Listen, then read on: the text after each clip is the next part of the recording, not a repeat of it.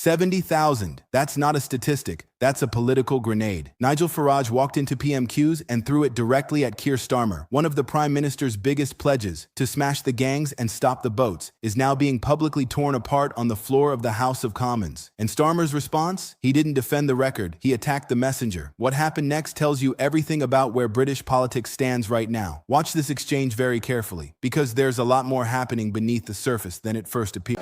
Nigel Farage. Thank you, Mr. Speaker. Smash the gangs. That is what the Prime Minister promised us.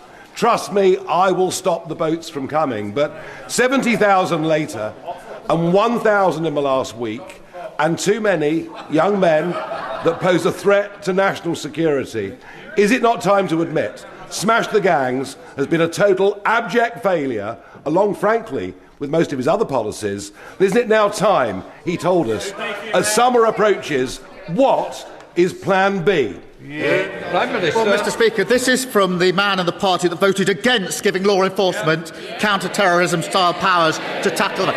So he wants the grievance, he doesn't want it sorted. And he has absolutely no judgment. He again said, let's join the war, let's all go to war. I want to make it perfectly clear he wants the war. A week later, screeching U-turn, we don't want to go to war. And he says, trust his judgment. Mr. Speaker, it's hard to take anything he says seriously. Reform don't want to solve problems, they only want to exploit them.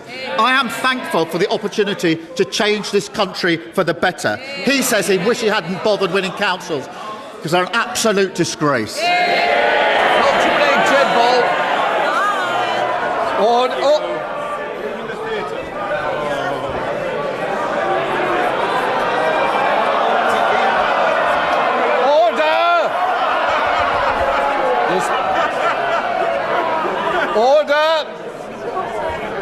I want to hear this member's question, especially those who are interested in snooker. Dr. Marie. Thank you, Mr. Speaker.